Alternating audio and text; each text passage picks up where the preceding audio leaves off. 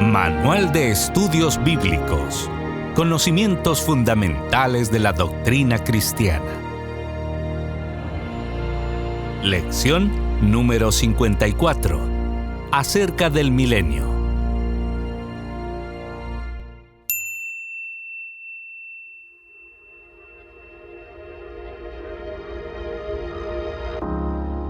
Se le llama milenio a un período de 1000 años, bíblicamente señalado, en el cual los fieles cristianos habrán de reinar inicialmente con Cristo.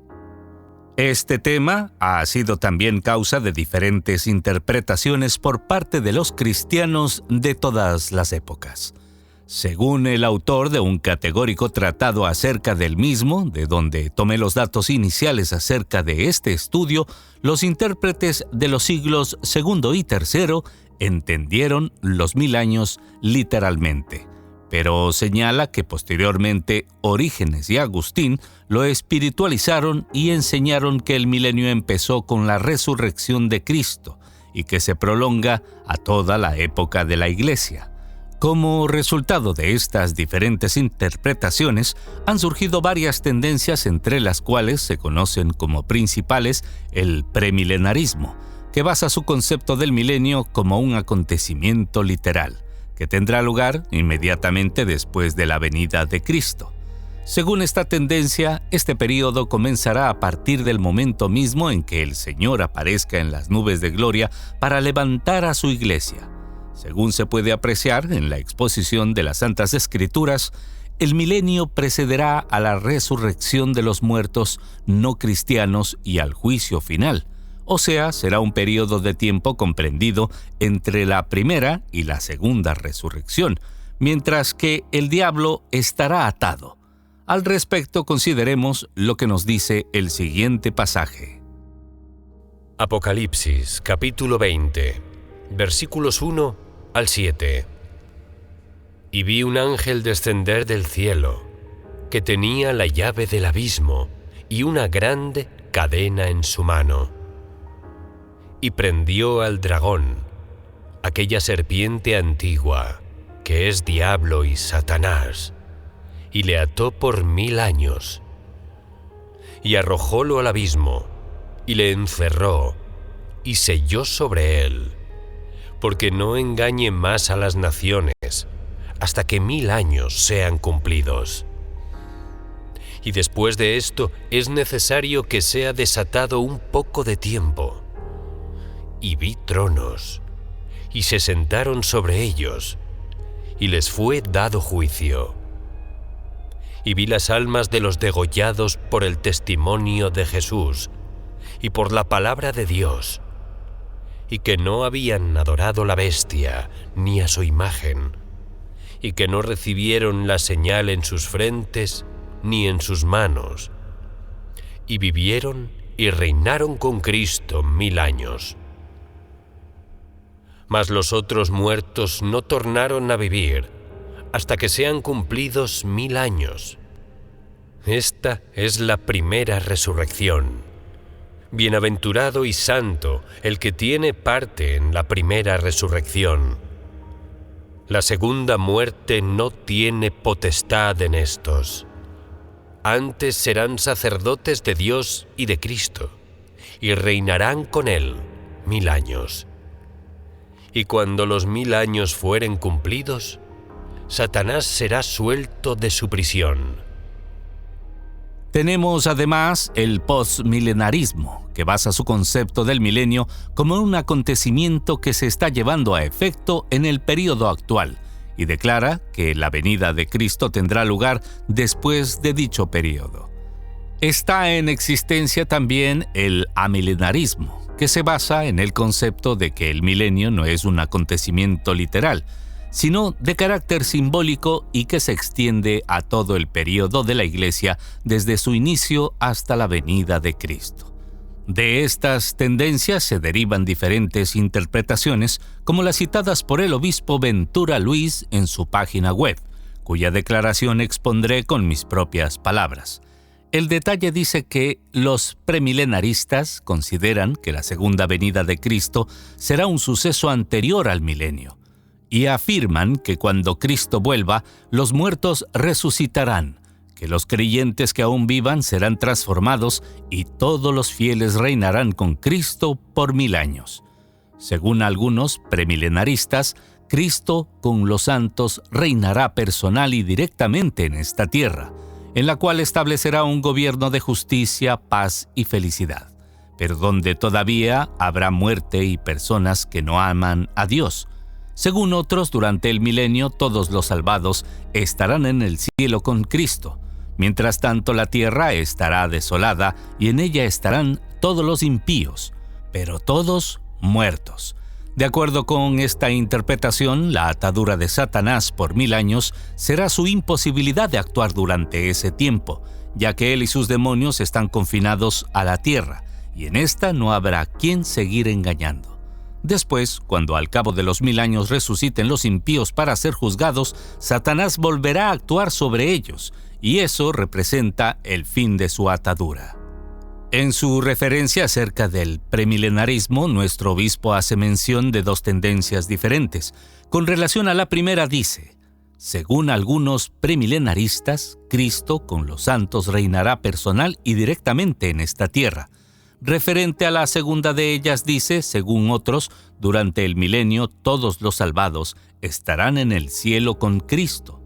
Tomemos en consideración, en primer lugar, la segunda tendencia y analicemos cada detalle paso a paso con el mismo orden en que se encuentran expuestos.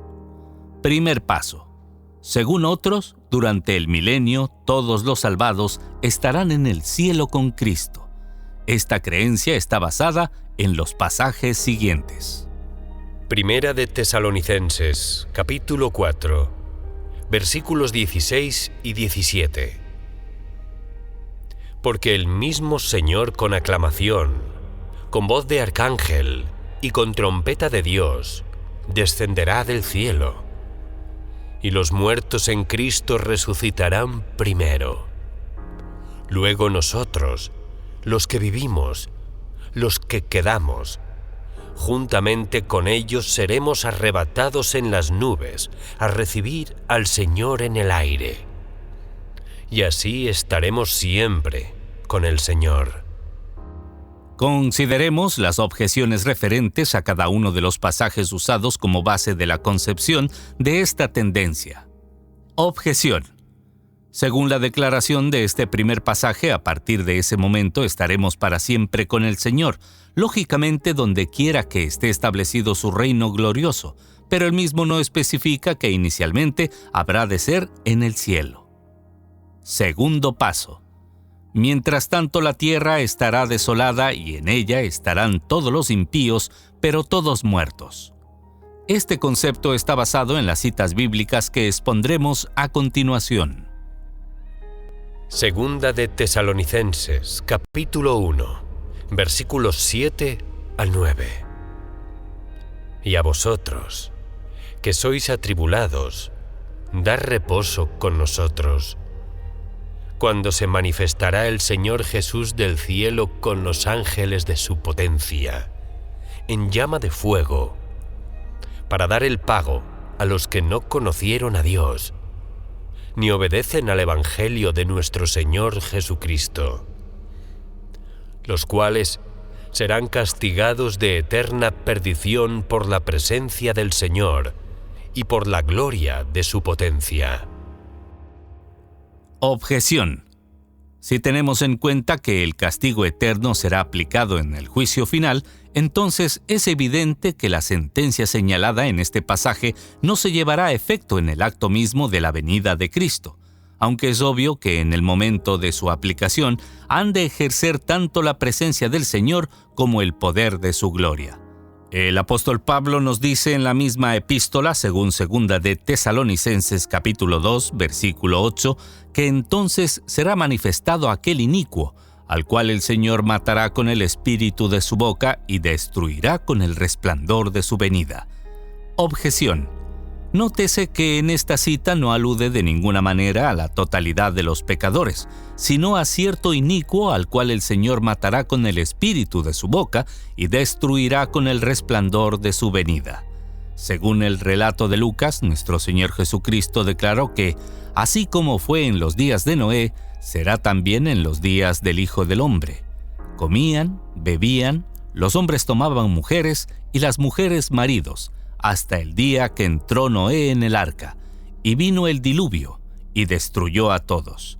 De la misma manera que aconteció en los días de Lot, comían, bebían, compraban, vendían, plantaban, edificaban. Mas el día que Lot salió de Sodoma, llovió del cielo fuego y azufre, y destruyó a todos. Como esto será el día en que el Hijo del Hombre se manifestará. Lucas, capítulo 17, versículos del 26 al 30. Objeción. Según Génesis capítulo 7, versículos del 7 al 10, es evidente que a los 7 días después que entró Noé en el arca, fue que vino el diluvio y destruyó a todos. En cambio, la destrucción de Sodoma y Gomorra sí ocurrió el mismo día que Lot salió de la ciudad. Pero referente a la sentencia pronunciada por nuestro Señor, como esto será el día en que el Hijo del Hombre se manifestará, no olvide que el Señor Jesús estaba haciendo uso de los principios bíblicos registrados en hebreo, en el cual la palabra Yom es traducida según su aplicación como día, fecha, tiempo de vida, año. Ya sabemos que el día del Señor, según estudiamos en el tema del segundo advenimiento de Jesucristo, no se refiere a un día literal, sino a una determinada fecha que ha de comprender un periodo de tiempo indefinido. Por lo cual, es obvio que el concepto de la destrucción de los pecadores no alude de manera absoluta al momento mismo de su venida, sino al tiempo predeterminado para ello de ese ciclo indefinido que debe tener lugar lógicamente en la conclusión del juicio final. Por último, como una confirmación indiscutible de que los impíos no serán destruidos en el acto mismo de su venida, consideremos lo que nos dice el mismo Señor según el siguiente pasaje de las Escrituras. Lucas capítulo 17, versículos 34 al 36. Os digo que en aquella noche estarán 2 en una cama. El uno será tomado y el otro será dejado. 2 mujeres estarán moliendo juntas. La una será tomada y la otra dejada. 2 estarán en el campo. El uno será tomado y el otro dejado. Nótese que en este pasaje el Señor declara que en su venida se darán casos en que haya 2 personas juntas y una será tomada, mientras que la otra no dice que será destruida o muerta, sino dejada. Tercer paso. He incluido en este caso el concepto de los 2 pasos anteriores como un complemento para que el lector pueda asociar mejor la idea del tema en cuestión para su comprensión. Según otros, durante el milenio, todos los salvados estarán en el cielo con Cristo. Mientras tanto, la tierra estará desolada y en ella estarán todos los impíos, pero todos muertos. De acuerdo con esta interpretación, la atadura de Satanás por 1000 años será su imposibilidad de actuar durante ese tiempo, ya que él y sus demonios están confinados a la tierra y en esta no habrá a quien seguir engañando. Después, cuando al cabo de los 1000 años resuciten los impíos para ser juzgados, Satanás volverá a actuar sobre ellos y eso representa el fin de su atadura. Este concepto está fundamentado en el pasaje siguiente. Apocalipsis capítulo 20, versículos 1 al 3 y 7 al 10. Y vi un ángel descender del cielo, que tenía la llave del abismo y una grande cadena en su mano.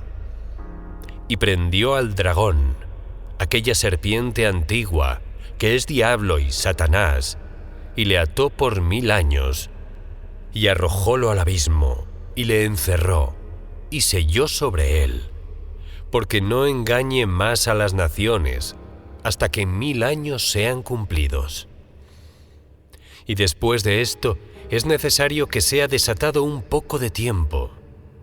Y cuando los 1000 años fueren cumplidos, Satanás será suelto de su prisión, y saldrá para engañar las naciones que están sobre los 4 ángulos de la tierra, a Gog y a Magog, a fin de congregarlos para la batalla, el número de los cuales es como la arena del mar.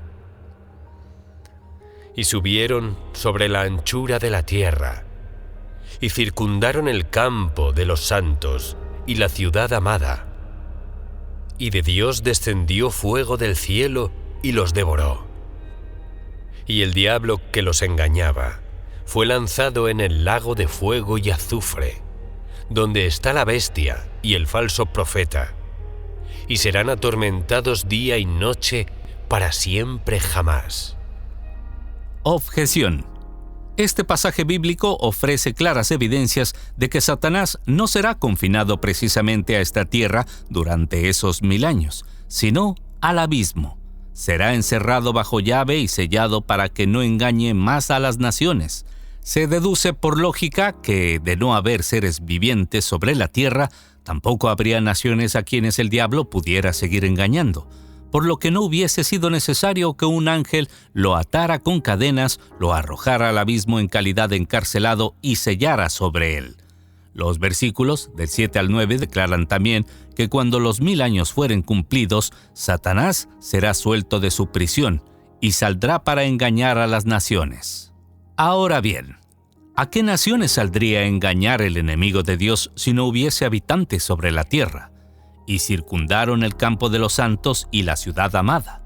¿Cuál ciudad amada será esa, sino la ciudad misma de Jerusalén y el campo de los santos, donde estará establecido el reino milenial, según la hipótesis de la primera tendencia premilenarista? Entiéndase que si los impíos resucitados son las naciones que el diablo saldrá a engañar y congregar para la batalla circundando el campo de los santos, entonces aquellos a quien devorará el fuego del cielo de parte de Dios será a los mismos impíos resucitados, los cuales morirían por segunda vez y tendrían que resucitar nuevamente para poder comparecer en el juicio final. Tal concepto carece tanto de lógica como de fundamento bíblico. Ello daría lugar a una tercera resurrección, a la cual no se hace referencia en ninguna parte de las Escrituras. Estos han sido los detalles obtenidos con respecto a las interpretaciones de esta segunda tendencia premilenarista. No tenemos una mayor información expuesta por nuestro obispo ni por alguno de sus contemporáneos que pueda acreditar una explicación más extensa que revele todas las evidencias de su fundamento. No obstante, es fundamental tener en cuenta que esta es la concepción doctrinal de varias iglesias cristianas acerca del milenio, y nadie podrá lograr bajo ninguna circunstancia que estos creyentes cambien su postura teológica. Consideremos ahora una exposición conceptual de la primera tendencia, igualmente premilenarista, señalada por nuestro obispo. De ella tenemos detalles más extensos y concretos, los cuales debo exponer solo a manera de información y con carácter de imparcialidad, como en el caso de la segunda tendencia relacionada, para que los estudiantes puedan hacer libremente su propia evaluación de cada una de ellas. Esta primera tendencia referida es conocida como el premilenarismo histórico y ha sido considerada como la más antigua por la mayoría de los eruditos bíblicos de la actualidad. La misma sostiene que este período del reinado de Cristo será en forma literal a partir del momento mismo de su aparición en las nubes de gloria, como un acto sucesivo e inmediato al levantamiento de su iglesia. Dicha tendencia sostiene la hipótesis de que este reinado milenial de Jesucristo se ha de llevar a efecto en la actual ciudad de Jerusalén, en Palestina. La referencia hecha por nuestro obispo en su página web acerca de esta tendencia dice lo siguiente: según algunos premilenaristas, Cristo con los santos reinará personal y directamente en esta tierra, en la cual establecerá un gobierno de justicia, paz y felicidad, pero donde todavía habrá muerte y personas que no aman a Dios. Una de las bases bíblicas iniciales para esta creencia está fundamentada en el pasaje de Apocalipsis capítulo 20, versículos 6 y 7, donde dice: Bienaventurado y santo el que tiene parte en la primera resurrección. La segunda muerte no tiene potestad en estos, Antes serán sacerdotes de Dios y de Cristo, y reinarán con Él 1000 años. Y cuando los 1000 años fueren cumplidos, Satanás será suelto de su prisión. El argumento relacionado con este pasaje bíblico sostiene que para que haya una función sacerdotal tiene que existir por lógica seres humanos por quienes interceder, los cuales han de vivir no en otro lugar, sino en esta misma tierra. Consideremos ahora la declaración del pasaje siguiente. Apocalipsis capítulo 2, versículos 26 y 27. Y al que hubiere vencido y hubiere guardado mis obras hasta el fin, yo le daré potestad sobre las gentes, y las regirá con vara de hierro, y serán quebrantados como vaso de alfarero, como también yo he recibido de mi Padre. De igual manera, en este caso, la autoridad y el poder que se nos conferirá a los que hayamos sido fieles hasta el fin tendrá que ser ejercido sobre naciones constituidas por seres vivientes, lo cual no tiene lugar posible en otra época de la historia, sino precisamente durante el milenio. Eminentes escritores de la literatura cristiana declaran que la idea de un milenio bajo el reinado de Cristo en la tierra formó parte importante de la teología de los 3 primeros siglos del cristianismo.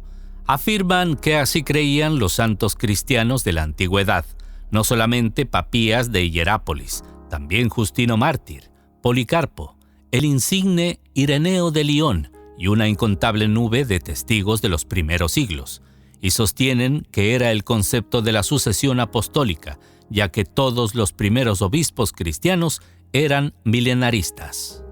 El fundamento de esta idea gravita además en que la mayoría de los eruditos bíblicos de nuestros tiempos están de acuerdo en que las profecías mesiánicas reflejan 2 características o facetas diferentes en cuanto a la misión conferida al Mesías y sus relaciones con la humanidad. La primera característica es la del Cristo doliente, manso y humilde, que dio su vida en rescate por la humanidad para redimirla de su condición de pecado y establecer el plan de la salvación por gracia. Esta faceta de dichas profecías se cumplió a plenitud en la persona de Jesucristo, desde su nacimiento hasta su muerte, según lo comprobamos en el capítulo 7 de este tratado. La otra faceta de estas refleja a un Mesías reinante, un Rey de reyes y Señor de señores, que gobernará desde el trono de David sobre el pueblo de Israel y las demás naciones del mundo, las que regirá con vara de hierro, quiere decir una vara de rectitud moral inflexible e inquebrantable, que simboliza un reinado de justicia, paz y seguridad absolutas. No existirá el pecado ni la impiedad y por ende reinará también la felicidad. Al respecto consideremos lo que dicen los pasajes siguientes. Isaías capítulo 9, versículos 6 y 7. Porque un niño nos es nacido, hijo nos es dado, y el principado sobre su hombro, y llamárase su nombre admirable, consejero, Dios fuerte, Padre eterno, príncipe de paz. Lo dilatado de su imperio y la paz no tendrán término sobre el trono de David y sobre su reino, disponiéndolo y confirmándolo en juicio y en justicia desde ahora para siempre. El celo de Jehová de los ejércitos hará esto. Lucas capítulo 1, versículos 32 y 33.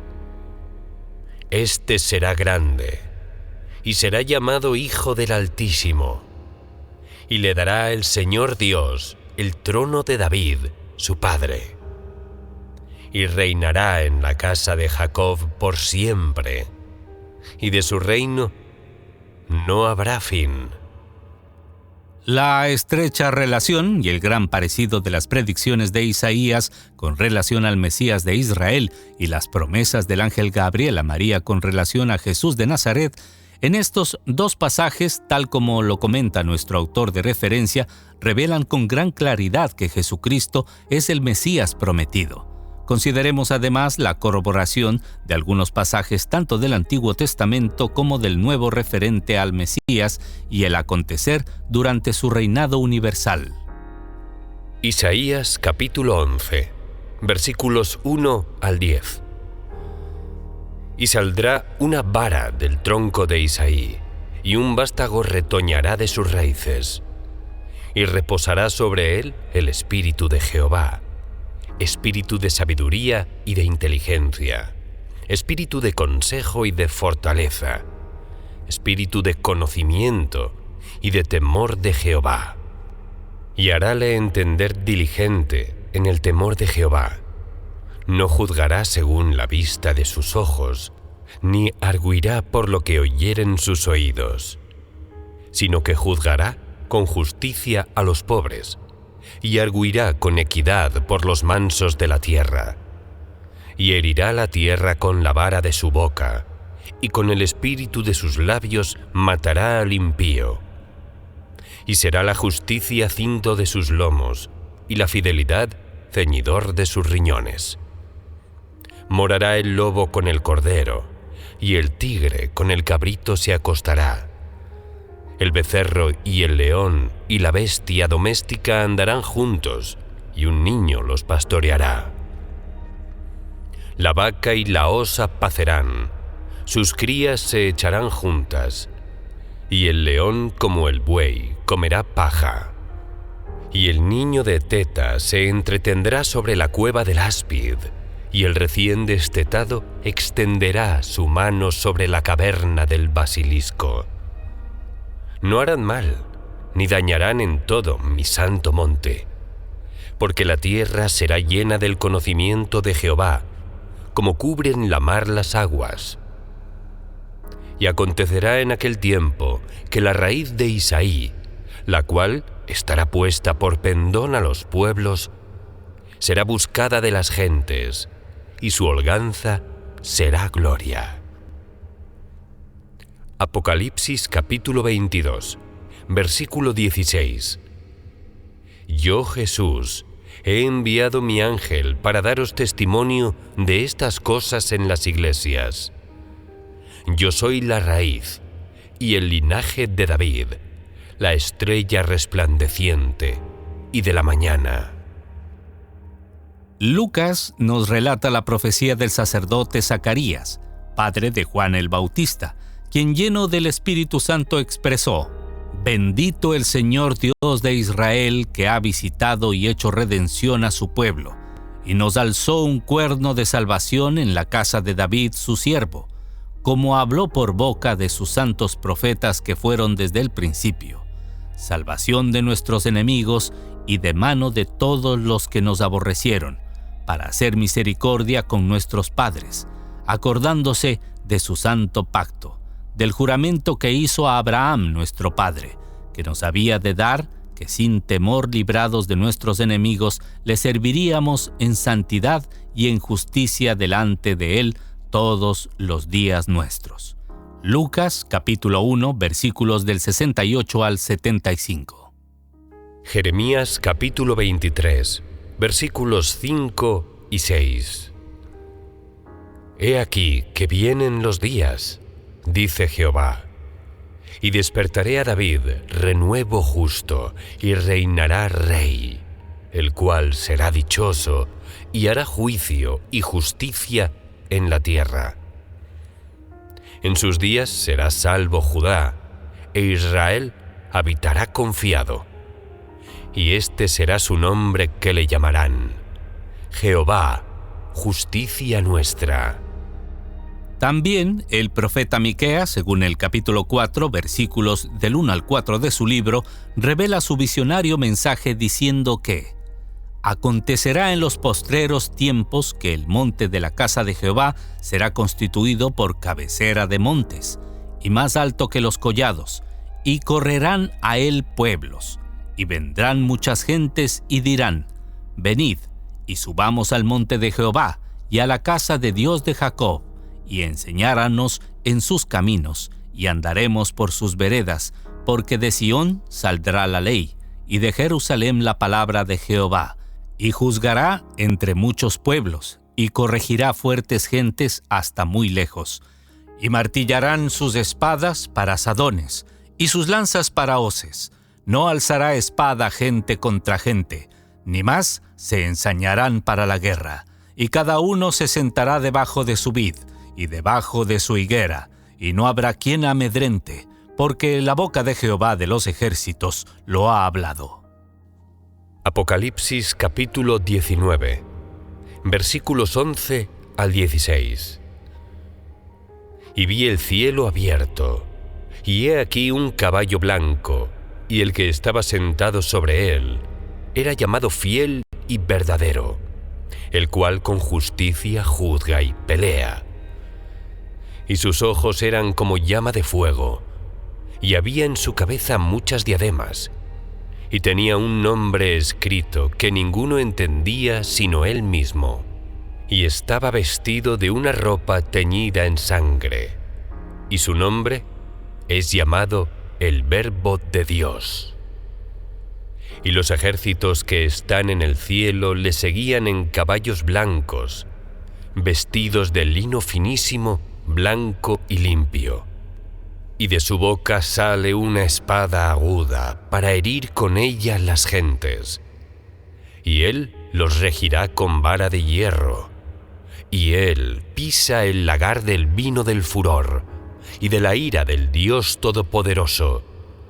Y en su vestidura y en su muslo tiene escrito un nombre: Rey de Reyes y Señor de Señores. El profeta Zacarías, refiriéndose al Hijo de Dios, el Mesías, según lo interpreta la teología cristiana, nos dice que después saldrá Jehová y afirmará sus pies en aquel día sobre el monte de las Olivas, que está enfrente de Jerusalén a la parte de oriente, y el monte de las Olivas se partirá por medio de sí, hacia el oriente y hacia el occidente, haciendo un muy grande valle, y la mitad del monte se apartará hacia el norte, y la otra mitad hacia el mediodía. Y huiréis al valle de los montes, porque el valle de los montes llegará hasta Azal.